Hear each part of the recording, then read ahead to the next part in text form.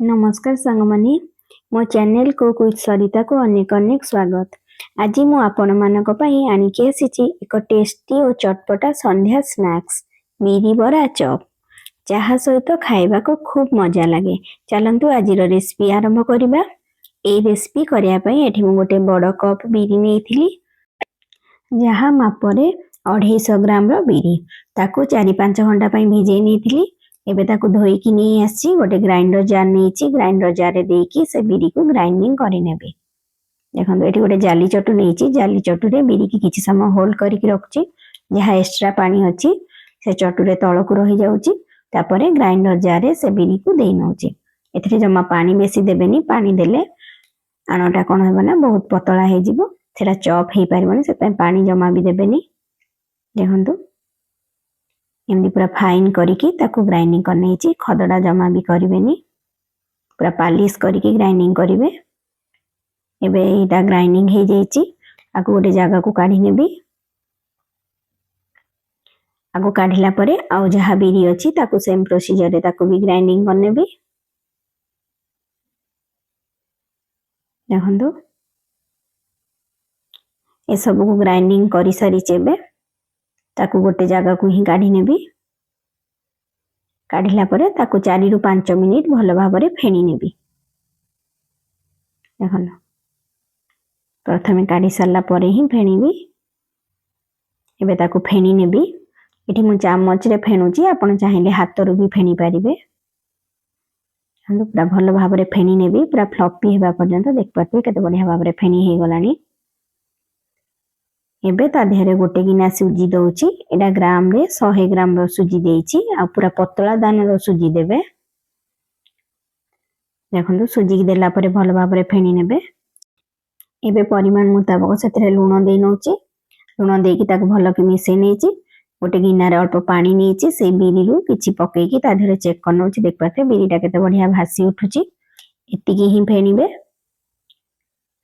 एबे ताकू साइड करी रखी नेइची। एबे 3टा आलू सिजा आलू नेइथिली ताकू गोटे कंटा चामच रे मैश करनउची आपण चाहिले पोटैटो मैशर रे भी मैश कर परिबे। आउ एथिरे दबा पई मसला रेडी करिया पई गोटे बड़ साइज प्याज काटी नेइथिली अदा रसुन छेचा नेइची किछि कंचा लंका 2-3टा काटी की छोट छोट नै जाईची टमाटो गोटे काटी की नेइची धनिया पत्र किछि आउ ग्रीन मटर नेइची। आउ एठी गोटे कढ़ाई गरम करछि कढ़ाई गरम हैला परे सेतिरे हिंगु दे नेइची प्रथमे आउ आधा चामच गोटा जीरा देला परे काटी के रखथिया प्याज अदा रसुन छेचा कंचा लंका को दे नेइची ताको एबे भाजी नेबी। देख पाते केते बढ़िया सुनेली कलर हे गलानी प्याज रो। ए स्टेज रे टमाटो को दे नेबी। टमाटो देला परे गोटे 2 मिनिट भाजी नेबी तापरे जो ग्रीन मटर रखथिली ताको दे नेबी। मटर देला परे ता देहरे आधा चामच हळदी गुंड परिमाण मुताबिक लूण आउ करी पाउडर गोटे छोट चामच देइची तापरे जो सिजा आलू रखथिली मैश करके से आलू को दे नेइची। एबे आलू को देला परे भल भाबरे ताको मिसै नेबी। मिसै की ताको 2-3 मिनिट भाजी नेइची। लास्ट रे जो धनिया पत्र काटी के रखथिली धनिया पत्र दे नेबी। एबे धनिया पत्र को भल भाबरे मिसैला परे मसला पूरा रेडी हो जाइची आको एबे ठंडा हबा को देबी। एबे देख पाथबे जो सुजी दे नेइथिली सुजी देला परे बिरी धीरे जहा पानी अंश थिला सेटा टाणी नेइची सेटा केते सुखिला हे जाइची सेत पई सेतिरे गोटे 2 चामच छोट चामच पानी देकी ताको आउथरे भल भाबरे फेंटी नउची। आको एबे हाथ रु भल भाबरे फेंटी नेबी। देखंतु फेंटी नेकी साइड कर रख नेइची आ जो आलू पुरोडा करिथिली आलू मसला से ठंडा हे गलानी ताकू भी एबे हाथ रे गोल गोल शेप करके छोट छोट शेप करने भी गोल गोल करके एक पथवे। एबे आलू पुरो भी भल शेप करके सब रखी नेइची गोल गोल करके।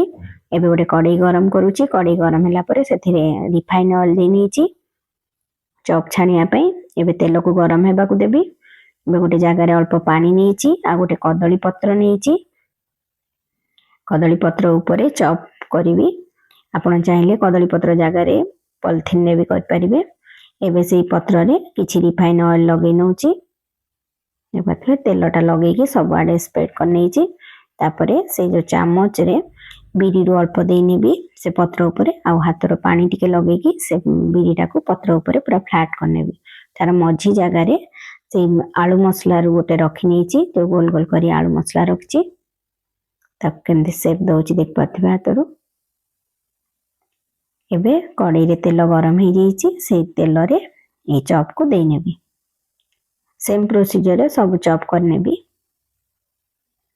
देख पाथिबे मझिरे मझिरे से पत्र रे तेल कि पानी लगे नथिबे जा द्वारा पत्र रे से चॉपटा लागीबनी इजीली छाड़ी जीवो। देखंतु आउ छाणीला समय रे फ्लेम सब बेले लो टू मीडियम रे रखिबे। हाई फ्लेम रे जमा भी छाणीबेनी। हाई फ्लेम रे छाणीले भीतर कंचा रहि जिवो ऊपरटा कलर हे जिवो किंतु भीतर कंचा रहि जिवो। सेत पई सब लो टू मीडियम फ्लेम रे ही छाणीबे जा द्वारा बराटा जो चॉपटा भलो भाबरे क्रिस्पी हे कि छाणी हेबो।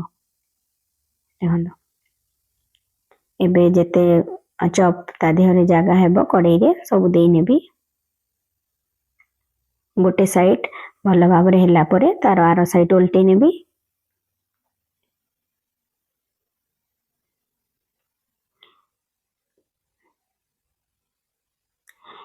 एथिरे जो मु सुजी देली आपण सब बेले करबा समय सुजी निहाती भाबरे देबे। आ सुजीटा पतला दाना सुजी ही देबे। जदि मोटा दाना सुजी थिबो ताहले ताको टिके ग्राइंडिंग करि नै कि सुजीटा देबे।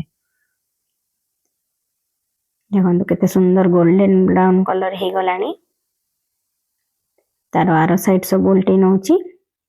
एबे गोटे जागा रे पेपर पकई नेबी। पेपर पकई की से चॉप को काढ़ी नेबी। पेपर पकई काढ़ीले कोन बना तादरे जहा एक्स्ट्रा तेल आस्तिबो से पेपरटा सोक करनबो। प्रथमे कड़ाई रो गोटे साइड रे होल्ड करके समय रखिबे तापरे काढ़ीबे। देखो जहा एक्स्ट्रा तेल आस्तिबो से पेपर रे पेपरटा सोक करनबो। आपण जेति बड़ साइज रो चॉप पकईथिबे तेल रे सेटा आउ टिके फुलिकी बड़ साइज हे जिवो। ए पाथवे केते सुंदर भाबरे हे जेइची। ए चॉपटा खाया पे बहुत टेस्ट लागथे। आपण निहाती भाबरे घरे करिकी खाइबे। एबे रेडी हे जेइची हमरो मजेदार बिरी बरा चॉप। बाहर क्रिस्पी भीतर सॉफ्ट। टमाटो सॉस किंबा चटनी सहित गरम गरम सर्व करिवे। एबे आउ जहा चॉप थिला सब चॉप को मु छाणी आनीची। देख पाथवे काटिकी देखै नउची। देख पाथवे केते बढ़िया देखा होची। भीतर पूरा सॉफ्टनेस ऊपर पूरा क्रिस्पी हेची। एटी मु ग्रीन चटनी गोटे रेडी करची खाया पई। आपण जदि ग्रीन चटनी रो रेसिपी चाहंतिबे ताले मते कमेंट सेक्शन में जणेले मु निहाती भाबरे ए रेसिपी नेकी आसीबी। जदि आपण को आज रो ए रेसिपी भल लागि थाए तेबे वीडियो को लाइक करंतु शेयर करंतु और चैनल ले नुआ थिले सब्सक्राइब करिया पई भूलिबेनी। पुणी आसीबी गोटे नुआ रेसिपी सहित। रहिली धन्यवाद।